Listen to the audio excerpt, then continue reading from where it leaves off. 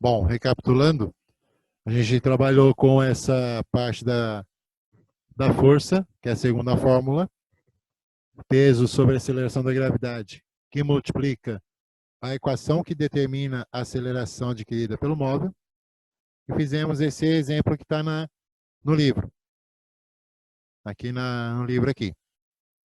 Obtendo, então, o sinal negativo, que para a física quer dizer o elemento contrário, a força contrária para que aquele móvel pare, chegue ao seu repouso. Esse segundo exemplo que nós já fizemos. Até aqui tudo bem com vocês? Sim. Tá tranquilo? Ô, professor, só... Oi. Ô, caramba. Peraí, só verificar aqui. Ah, não, pode dar continuidade. Então aí nós temos a terceira lei de Newton, que representa a força da ação e reação. O que é essa força da ação e reação? Então aqui nós temos a terceira lei de Newton, que é ação e reação. O que é essa ação e reação? Para cada ação, há uma reação igual e oposta. Isso quer dizer, se eu bater numa parede, eu vou receber o mesmo impacto que eu dei nela de volta, sentido contrário, com a mesma força aplicada nesse objeto. Então, para que me serve a questão da ação e reação? Ela me serve muitas vezes para a gente entender o fato da força parar um carro, para você conseguir dar um movimento a um objeto, nessas condições todas. Então, aqui você tem aqui você aplicar essa força nos objetos que estão em repouso, você vai ter essa força de volta para você em sentido contrário. E aqui, um pequeno exemplo que a gente não gosta muito, mas que acontece com a gente. Mas, por algum motivo, acaba acontecendo. Por exemplo, um homem parado sobre um piso qualquer. Esse piso exerce uma força contra seus pés, exatamente igual ao seu peso. Mas esta lei é também aplicável a um objeto em movimento. Você pensar o seguinte, se eu pegar essa condição, se não houvesse a lei da ação e reação, eu conseguiria andar? A gente Não. conseguiria se mover? Não. Porque não tendo atrito, não tendo a lei da força da ação e reação, a gente não tem o mesmo devolutiva nessa condição.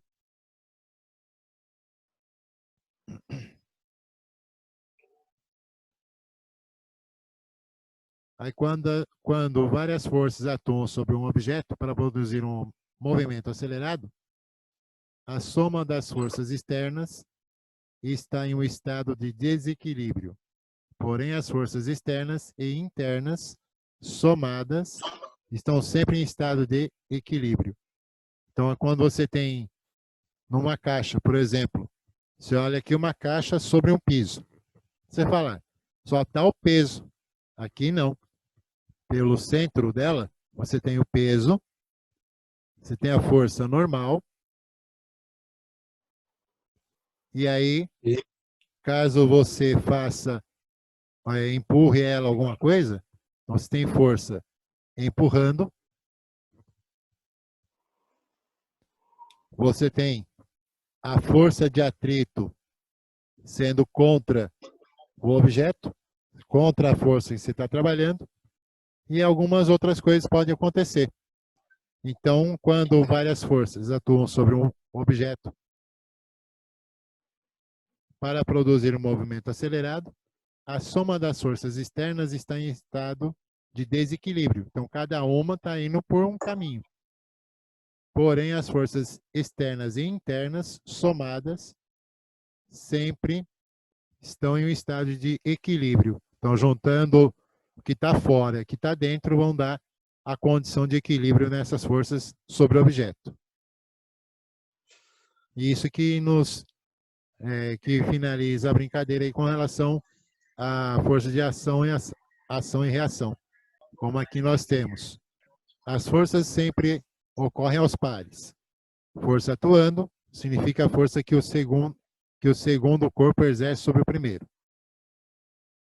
Quando a hélice de uma aeronave empurra para trás um fluxo de ar com força de 500 libras, o ar empurra as pás da hélice para a frente, com a força também de 500 libras. Então aqui você tem a condição da situação de um avião com hélice. O mesmo funciona com jato. Se o jato mandar uma força de 500 libras para trás, ele também recebe essa mesma força em sentido contrário, levando o avião para frente. Até aqui tudo bem? Sim.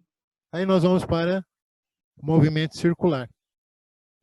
Como é que vocês viram isso daqui no colegial, no ensino médio? Provavelmente você deve ter trabalhado alguma coisa nesse sentido dessa brincadeira. Movimento circular vai trabalhar quem? Eu vou trabalhar um elemento fazendo a volta numa periferia, fechando uma circunferência. Tal qual esse desenho que mostra uma pessoa com uma bola de chumbo, tipo um chamado de martelo, com uma corrente, e vai circulando até que ele pegue boa velocidade para ser lançado. O que acontece? Aqui no desenho esquemático tem a força centrífuga. Centrífuga é para fora, então ele está fugindo.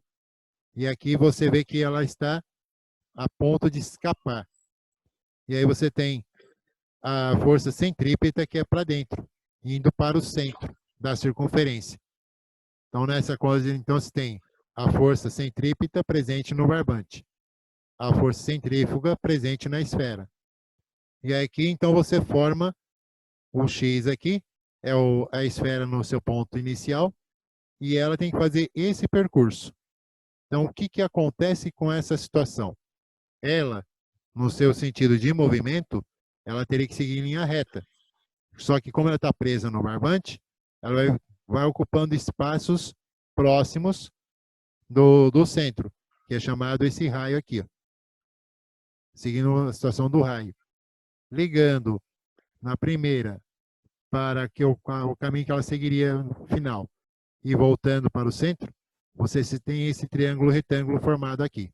Daqui você pode tirar a força centrípeta, você pode determinar aí a aceleração centrípeta e a velocidade em relação ao centro. E aqui para frente nós temos a explicação que está lá na questão, no desenho. E aqui nós temos a nossa equação aqui, que é para a gente trabalhar um pouquinho com ela. Você tem lá a força centrípeta, é diretamente proporcional ao quadrado da velocidade do objeto. Então, aí no caso, o que é diretamente proporcional? Se eu pegar a velocidade ao quadrado e passar ela dividindo para o outro lado, força centrípeta sobre velocidade ao quadrado, eu vou ter a constante dado pela massa do objeto e o seu raio. Aqui, m é a massa do objeto, v é a velocidade que ele desenvolve e o r é o raio do curso que ele faz por meio da corda. Esse CP seria o quê, professor? Oi? Esse CP, Charlie Papa, o que seria? É a força centrípeta. É a força centrípeta. P, power. Agora, centrípeta em inglês, eu não lembro se é assim mesmo que faz. Vou colocar em português mesmo. Então, a força centrípeta, aqui, ela vai trabalhar com CP, igual energia potencial. Energia potencial gravitacional. Você tem PE igual a massa, que vira o peso, vezes a altura. Que aí já não entra aceleração. Lá eles não colocam a aceleração da gravidade. Aí você tem, então, a massa, que multiplica a velocidade ao quadrado, dividido pelo raio.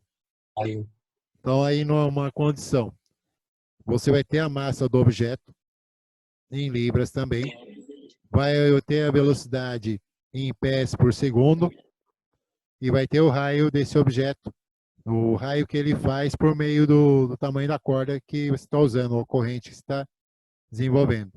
O ruim é que ele dá a fórmula, às vezes ele não dá o cálculo. Vou colocar uns valores aqui uns valores aleatórios.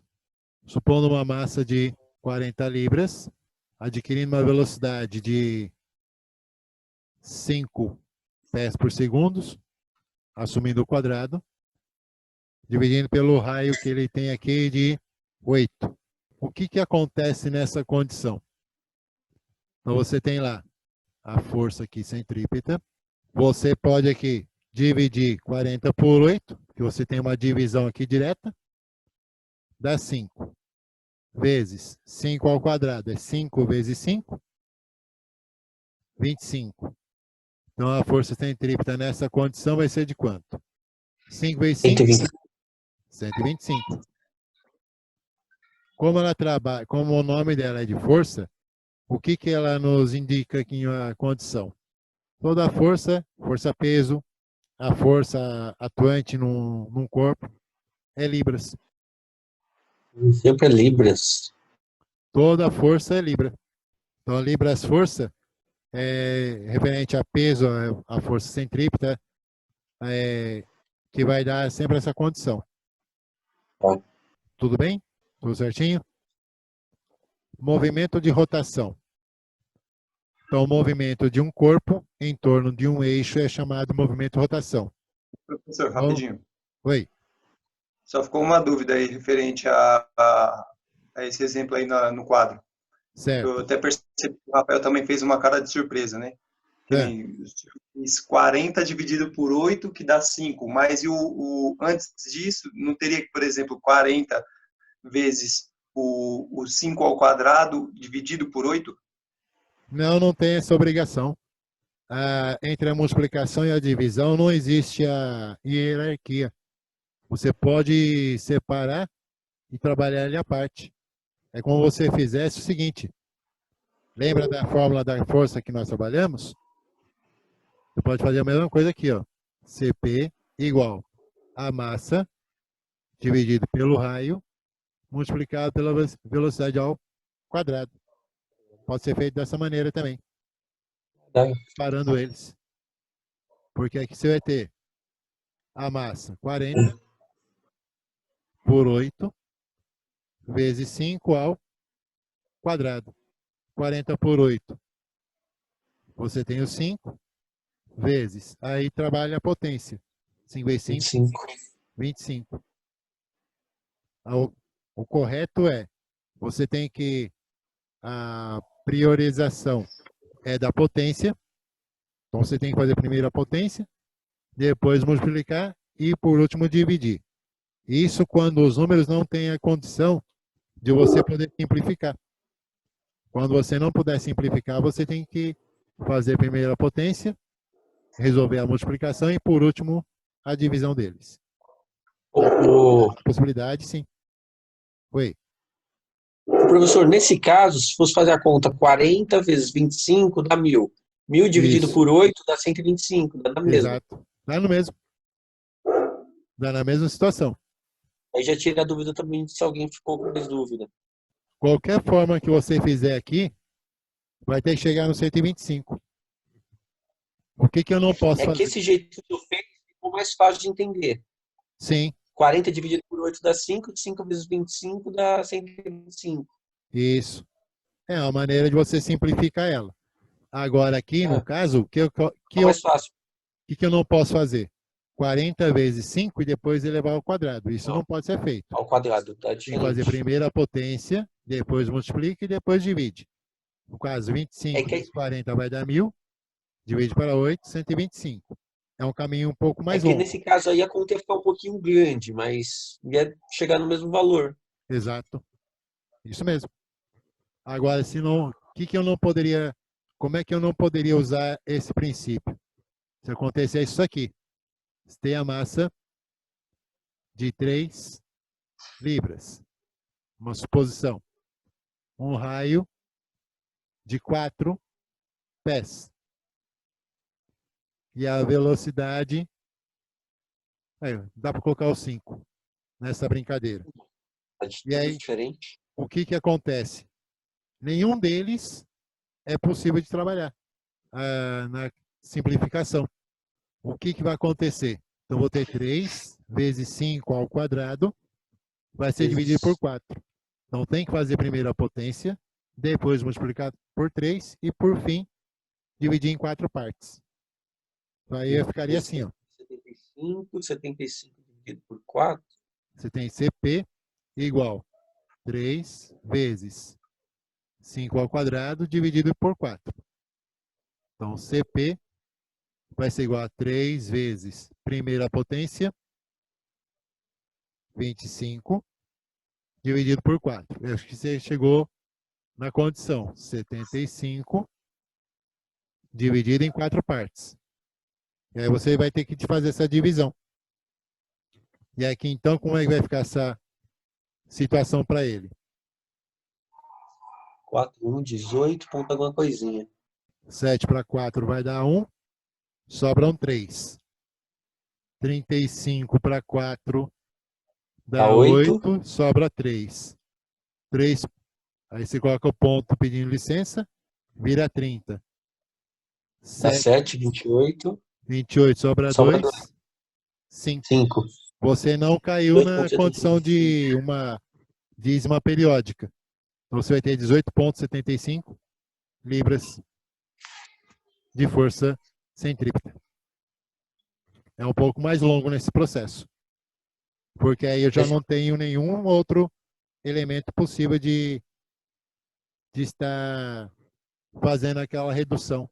Quando tem essa possibilidade, no instantinho você já tem a conta feita. Faz rapidinho.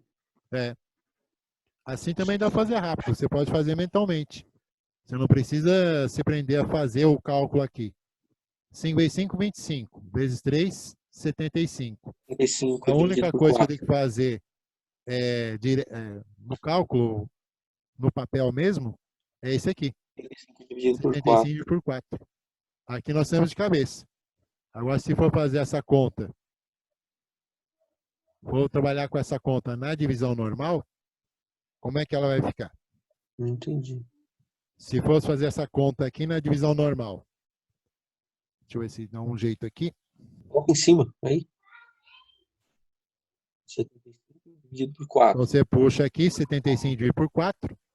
1 para 1 vezes 4 dá 4, para ser... Sobra 3, 35. Baixou 5. Vai dar 8, porque 9 vezes 4 são 36. Sobram 3. 32. Como 3 é maior, é menor que 4, põe ponto pedindo licença, dá 30. 0. 30 vai Dá dar 7. 7. 28. Como eu já pedi uma licença, eu não preciso pedir de novo. Só coloca 0. 5, simplificado 20, para 20. 0.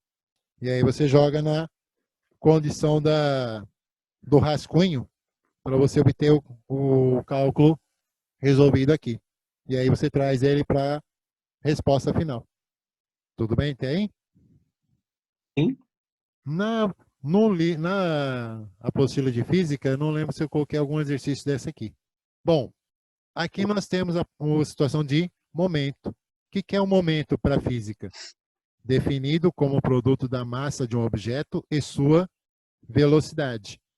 Então, o que acontece nessa condição? Eu vou ter uma força requerida para acelerar um objeto.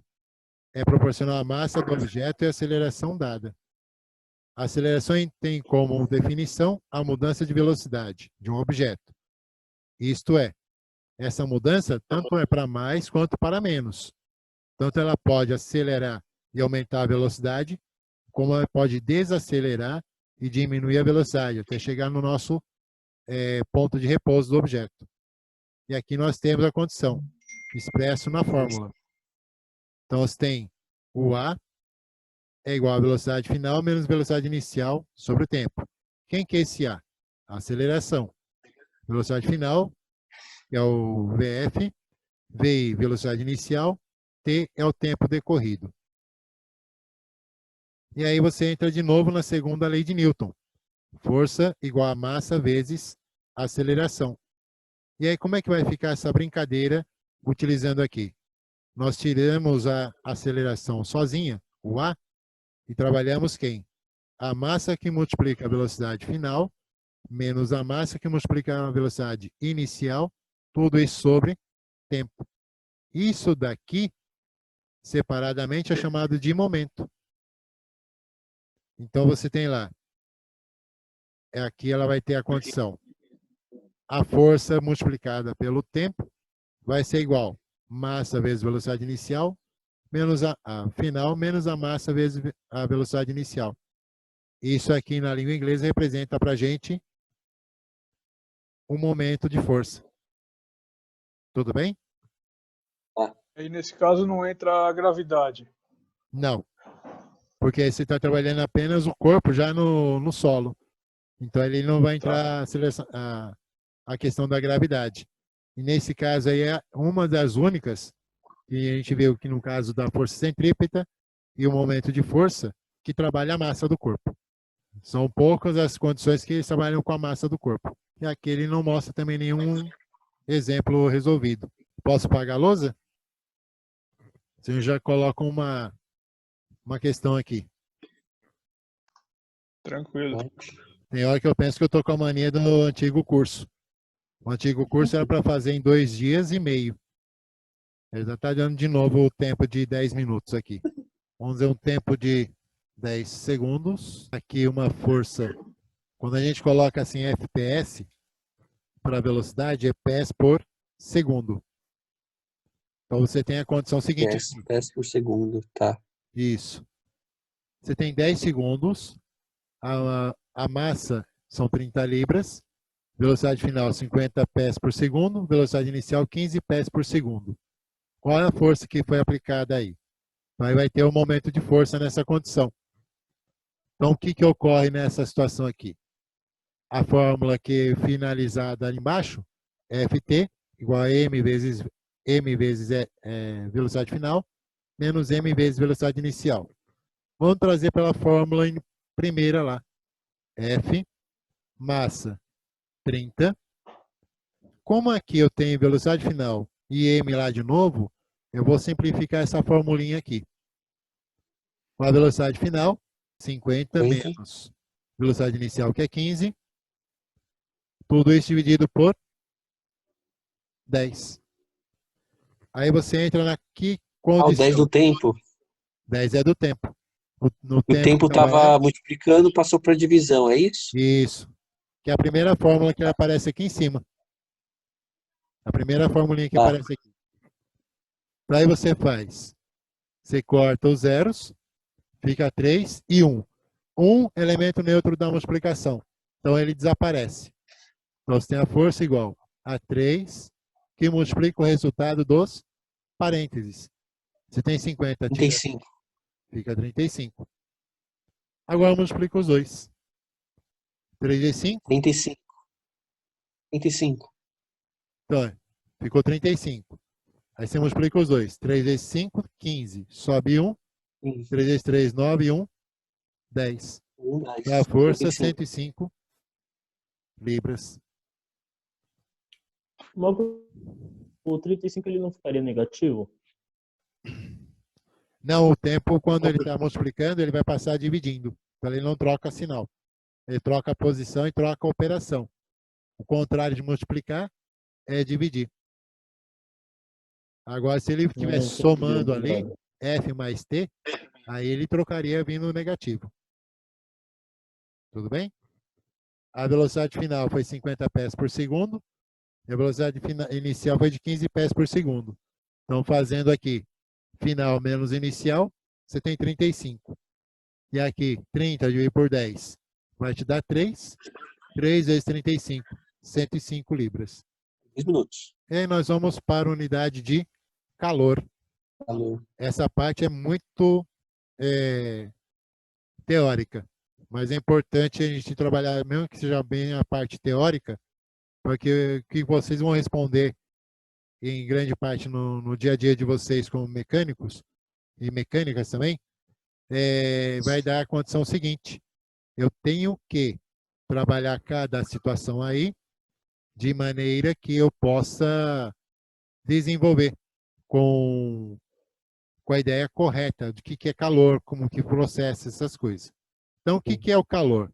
O calor também pode ser definido como energia cinética total das moléculas de qualquer substância. Só que, na realidade, calor é energia térmica em trânsito.